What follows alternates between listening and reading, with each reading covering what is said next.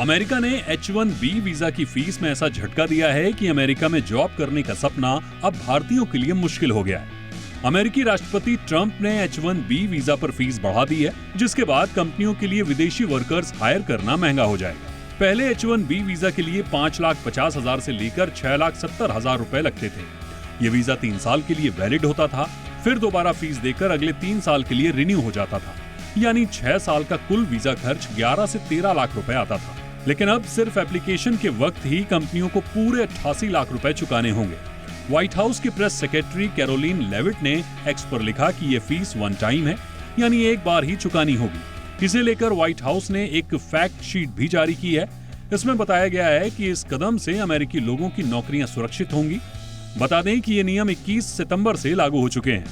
H-1B visa non agreement visa है जो खास टेक्निकल स्किल वाले लोगों को दिया जाता है। हर साल अमेरिका 85,000 H-1B वीजा जारी करता है। सबसे ज्यादा फायदा भारत को मिलता है। 2023 में 1,91,000 भारतीयों को ये वीजा मिला था, जो 2024 में बढ़कर 2,07,000 हो गया। अमेज़न को इस साल 10,000 से ज्यादा वीजा मिले, माइक्रोसॉफ्ट और मेटा को 5,000 से ज्यादा। लेकिन अब इतनी ऊंची फीस पर कंपनियां नए लोगों को अमेरिका भेजने से बचेंगी, क्योंकि H-1B वीजा धारक का औसत वेतन करीब 70 लाख रुपए सालाना है। नई फीस 1 साल की सैलरी से भी ज्यादा है।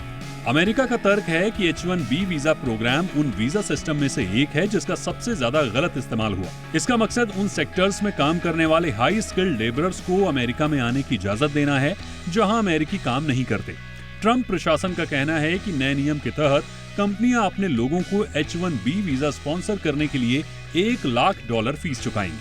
इससे ये तय होगा कि विदेशों से जो लोग अमेरिका आ रहे हैं वे सच में बहुत ज्यादा स्किल्ड हैं और उन्हें अमेरिकी कर्मचारियों से रिप्लेस नहीं किया जा सकता।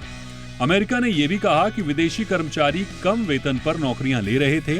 2003 में H-1B वीजा धारकों की हिस्सेदारी 32% थी, जो अब 65% हो गई है। H-1B वीजा लेने में भारतीय सबसे टॉप पर रहे हैं।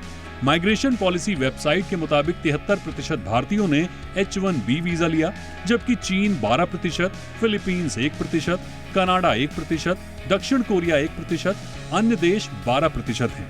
अब उन कंपनियों की लिस्ट भी देख लीजिए जिसने H-1B वीजा पर सबसे ज्यादा नौकरियां दी हैं। 2025 के आंकड़ों के मुताबिक सबसे ऊपर अमेज़न है।